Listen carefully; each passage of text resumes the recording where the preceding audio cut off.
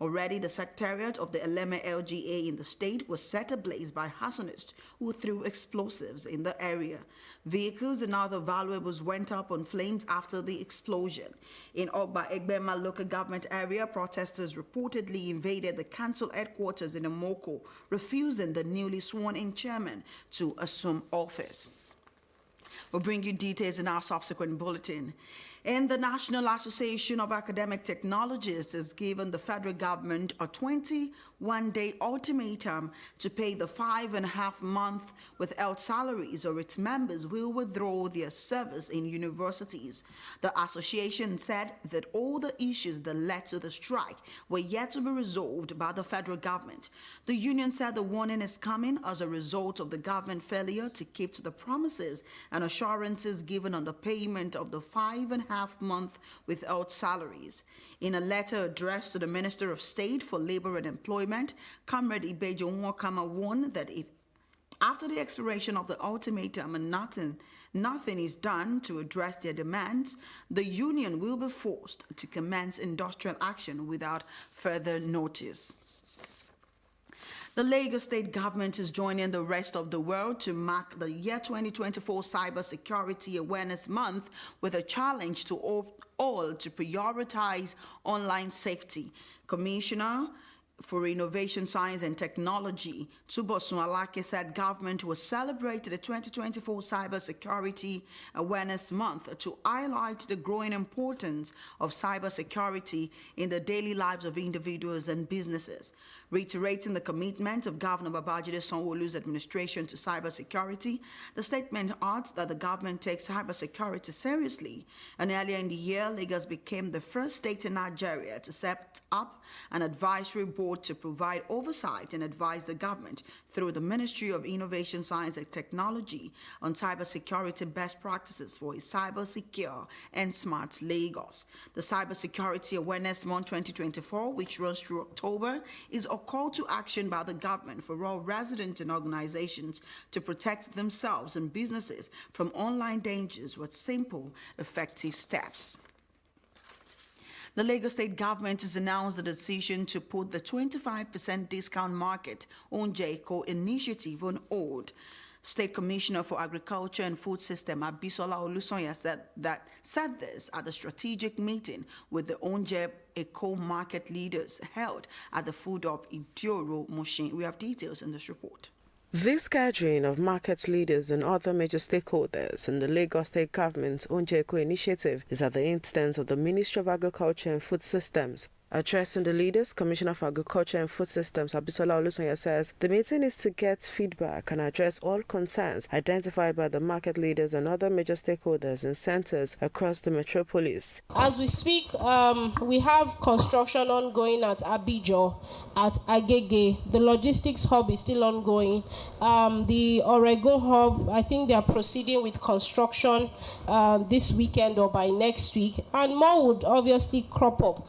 The good thing is that we have this place as a case in point. It is an exemplar of the possibilities we can have as regards streamlining how food gets to the people and also having adequate storage facilities for our food. So we'll only get better, but more importantly, we'll also try to improve on production as well as on our partnerships with others. She then announces the decision of the state government to put a pause on the initiative so that government can work on all the feedback from the stakeholders in order to improve service delivery to residents. We need to actually reconfigure how we are operating Onje Eco.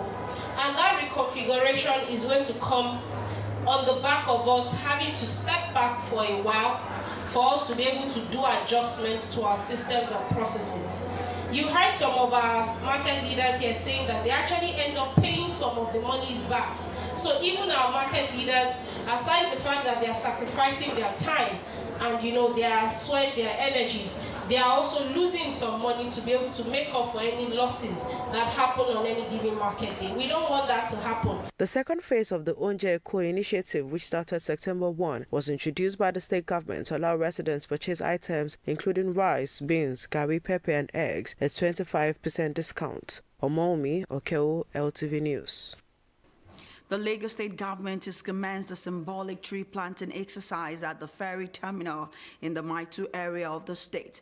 The initiative by the State Parks and Garden Agency in collaboration with the Lagos State Ferry Services and the Lagos State Coconut Development Authority saw the planting of 57 trees, symbolizing the state's ongoing commitment to greening its urban spaces. They all emphasized the role of tree planting in advancing Governor Sanwo-Olu's themes agenda. Very sustainable environment and green environment. So what we are doing today is to take advantage of our environment, our premises here at Maitu, Lagos State Ferry Services, and ensure that we plant trees, not for today, but for the future generation. So we have various species, including queen's palms. We have shrubs, flowering plants, and most importantly, we have coconut trees. Where we had partnered with the Lagos State Coconut Development Authority to plant 20 coconut trees here. And interestingly, coconut is one of the Lagos trees. It's a Lagos tree, and it's also significant to plant those trees here because we must also promote coconut production in Nigeria and in Lagos especially. Officer also stressed the importance of interagency collaboration and partnerships with stakeholders to ensure the success of tree planting initiative. In your environment, I am imploring you, please, go back there and ensure that you plant trees too. It's for our benefit, it's for the benefit of the planet, and we ensure we battle the climate change altogether.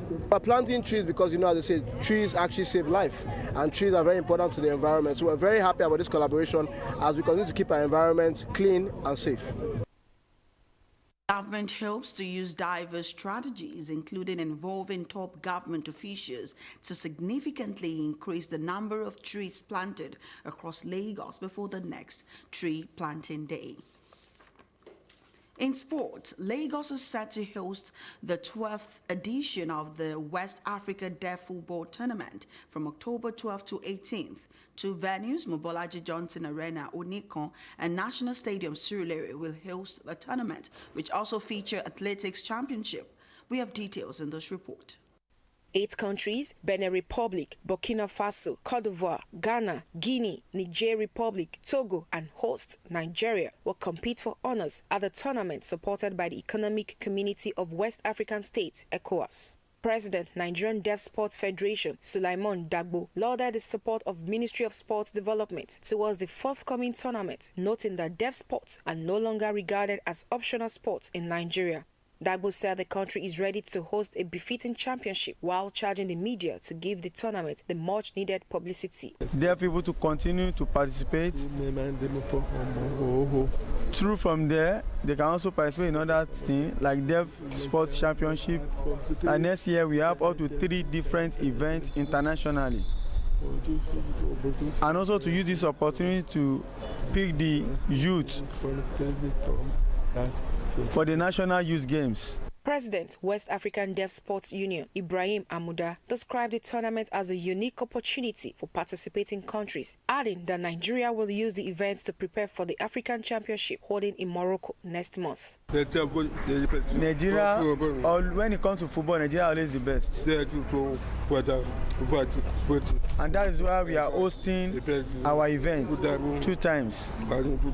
One in 2010, then other in 2012. The tournament will also feature athletics championship. Vice President of the Federation, Ige Genyo, stated that athletics events is also included to encourage other deaf athletes who are not into football. Athletes will compete for prize monies in the 100 meters, 200 meters, and relays for men and women. The major focus has been in football, but we are just trying to introduce other sports to it, and that is why this is the 2nd edition of the Athletics Championship that will be coming up in Nigeria here. Head coach of the Nigerian team, Kamaluddin Banjo, said the Deaf Eagles will make the country proud while seeking support from government, corporate bodies, and well-meaning individuals to motivate the team. Some of them, when you look at their booth, when you look at other things, they need motivation.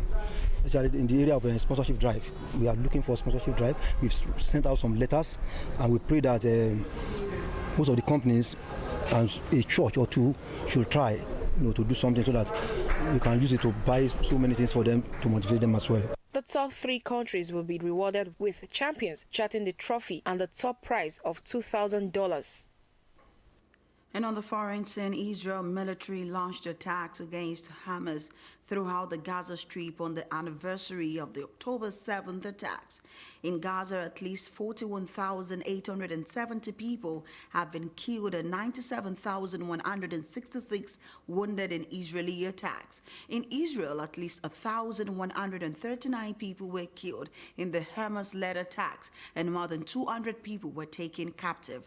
However, Israelis held the memorial to mourn the victims of the deadly assault-large explosion rocked southern Beirut for another night following the Hezbollah rocket attack, and at least 10 people were wounded in the Israeli city of Haifa, and 9 Palestinian children were among 17 people killed after the Israeli military ordered civilians to immediately flee northern Gaza's Jabalia refugee camp and began heavy bombardment. And that's the news at this hour. For more stories, connect with Lagos Television on these social media platforms.